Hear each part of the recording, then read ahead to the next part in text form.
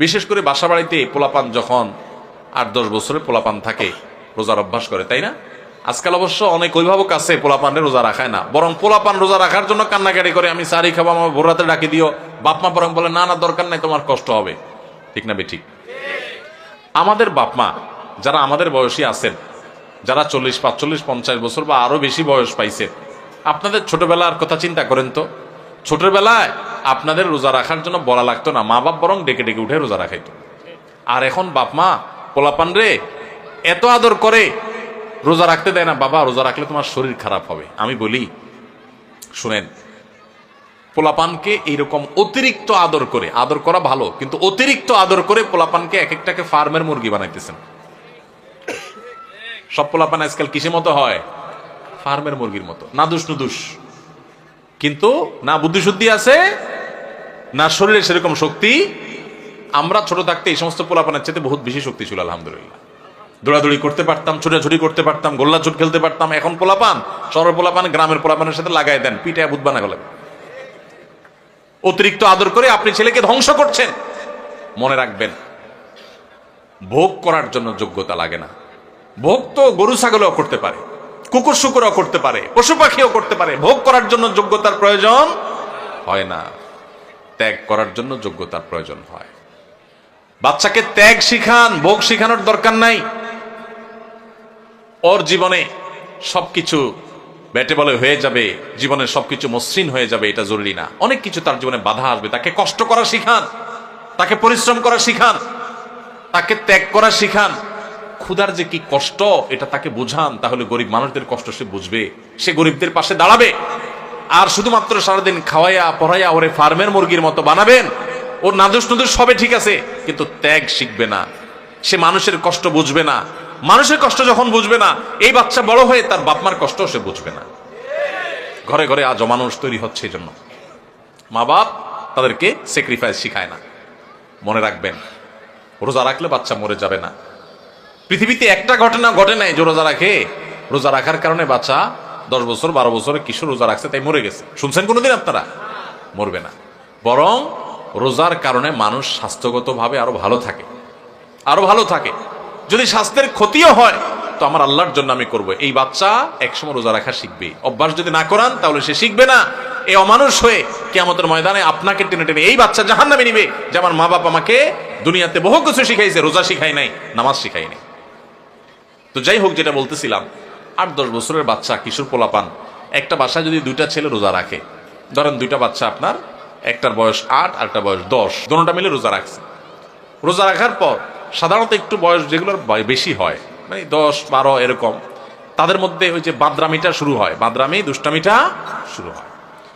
এই দুইজনের মধ্যে মনে করেন বড় ছেলেটা সকাল 10টা-11টার দিকে প্যান প্যান করা শুরু করছে মায়ের পিছে পিছে, আম্মু আমার ক্ষুধা লাগছে, আমি রোজাটা ভেঙে ফেলি, আমার কিছু খাইতে ইচ্ছা করে, আমি আর পারতেছি না, গলা শুকায় আসতেছে।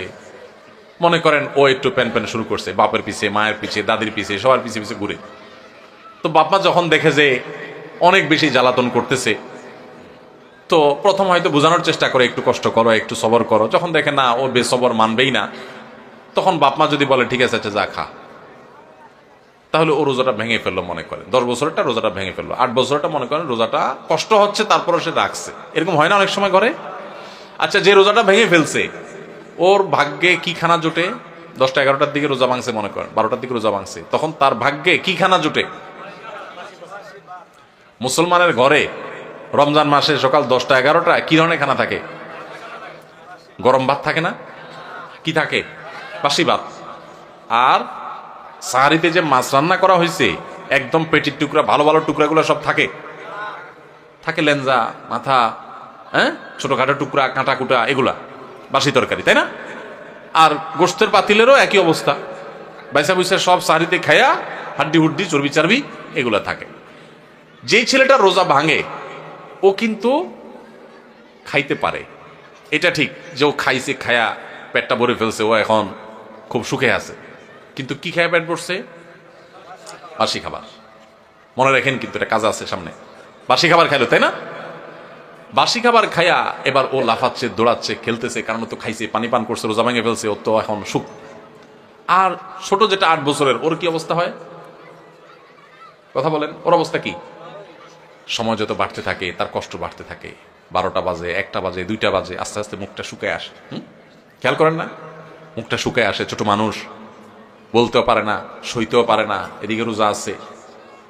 আস্তে আস্তে যখন 2টা বাজে, 3টা বাজে, 4টা বাজে, বিকাল হইতে থাকে, এবার এই বাচ্চার চেহারাটা যখন ফ্যাকাশে হয়ে আসে, সে যখন কষ্ট করে, এবার তার বাপ দেখলে তাকে বলে, আব্বু এই তো আর 3 ঘন্টা। হ্যাঁ, মা দেখে বলে, বাবা এই তো আসর আজান হয়ে গেছে, দেখতে দেখতে মাগরিব হয়ে যাবে, আর একটু। দাদি ডাকে বলে যে, নাতি এই তো শেষ, দেখতে দেখতে পার হয়ে যাবে। কত কষ্ট করছে আরে আমার নাতিটা। আদর শুরু হয়ে যায় কিন্তু, তাই না? এরপর যখন ইফতারের সময় কাছাকাছি হয়, বিশেষ করে গ্রামাঞ্চলে যারা থাকেন তারা একটু গ্রামের চিত্রটা চিন্তা করেন তো কেমন হয়। যখন ইফতারের সময় কাছাকাছি হয়, তখন ওই যেটা 10টা 11টা 12টা রোজা ভেঙে ফেলে যে খুব লাভবান হয়েছে তা না, বাসিখানা খাইছে। এখন সে যখন মা গরম গরম ইফতার বানায়া শরবত বানায়া সব টেবিল এনে সাজানো শুরু করে, ও আশেপাশে যখন গুড়গুড় করে, ওই যে ভাঙছে রোজা, ওইটা যখন গুড়গুড় করে, একটু তাকায়, মা দেয় ধমক, যা হাঁস ধর, মোরগ ধর, বাবুটা কাঁদতেছে, চোখে দেখোস না, ওরে রাখ। কারণ তুমি তো রোজা ভাঙছো চান্দু, তুমি বাসি খায় এত পেট ভরছো, তোমার তো এখন ইফতারের জন্য এত লালায়িত হওয়ার কথা নাই, তাড়াহুড়া নেই। যাও বাচ্চারা ধরো, যাও তাড়াতাড়ি একটা মোমবাতি নিয়ে আসো, কারেন্ট চলে গেলে জ্বালাইতে হবে। তাহলে ও রোজা ভাঙে একটু বাসি খানা খাইছে একটু বাসি খানা, কিন্তু এখন দৌড়ানি খায়। বিকালে কি খায়? দৌড়ানি খায়। আর যেই ছেলেটা ছোট মানুষ রোজা রাখছে, মুখটা শুকায় গেছে, আর আধা ঘন্টা বাকি আছে সূর্য ডুবার, ওর কি অবস্থা হয় বলেন? তাড়াতাড়ি তারা ডেকে এনে দাদি কোলে নিজের কাছে বসা চেয়ারে, হ্যাঁ, বাবা হাত দেয় পিঠে, মা এসে চুমা দেয়, বাবা আমার কত কষ্ট হয়ে গেছে, এই তো বাবা আজান দিয়ে দিবা, আর অল্প একটু বাকি। আদর আর আদর শেষ নাই, তাই না? আর মুয়াজ্জিন আজান দিতে দেরি, তার খানার আর দেরি। মা শরবত আগাইতে, বাবা আগে শরবতটা মুখে নাও। দাদি খেজুর আগাইতে, বাবা আগে একটু খেজুরটা মুখে নাও। বাপে পেঁয়াজি ধরে রাখে, বড় আরেক ভাই বোন থাকলে তারা আপনার চপ ধরে রাখে, আরেকটা ধরে রাখে, একটার পর একটা খাওয়াইতে থাকে, তুই খা বাবা খা। আর ওইটা যদি কাছাকাছি আসে, দে ধমক, বাচ্চা কাঁদতেছে দেখোস না, পিচ্ছিটা ওরা ধর। হয় কি হয় না বলেন? ওই যে ধমক টমক খায়, দৌড়ানি খায় বেচারা রোজা ভাঙ্গা, সে কিন্তু মাগরিবের পর আজান হয়ে গেলে, নামাজ হয়ে গেলে, ওই ডাইনিং টেবিল থেকে ইফতারি সবাই খায়া টায়া যখন ওই বাইসা বুইসা থুইয়া দেয়, বেগুনি যেগুলো ভালো ভালো ভাজা হয়েছে এগুলো তো সব খাওন শেষ, যেগুলো কোনা কাঞ্চি পুড়ে টুড়ে গেছে এগুলো রয়ে গেছে, নামাজের পরে এবার ওরে বলে, আচ্ছা যা তুই একটু খা। ঠিক না ঠিক? রোজা যে ভাঙছে, ওর কপালে খানা জুটে, কিন্তু সেটা সকালেও বাসি বিকালেও। আর যে কষ্ট করে রোজা রাখে তার কষ্ট কিন্তু হয়, চেহারা কিন্তু শুকায় যায়, জিহ্বা কিন্তু শুকায় যায়, অনেক কষ্ট হয়।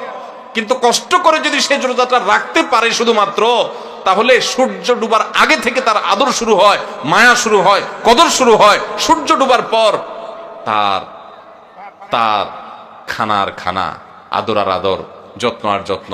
ঠিক না ঠিক? ভাই আমার, এটা হলো রমজানের রোজার অবস্থা। রমজানের রোজাতে রোজা ভেঙে ফেললে তার পরিণতি কি হয় আমরা দেখাইলাম, আর যে রোজা রাখে তার সুফল কি সে পায় সেটাও আমরা দেখাইলাম। এবার আসেন, একটু আগে আমরা বললাম রমজানের রোজা হলো 14 ঘন্টা 15 ঘন্টা 16 ঘন্টার রোজা, আর আমাদের পুরো জীবনটা হলো সারা জীবনের রোজা। আল্লাহু আকবার।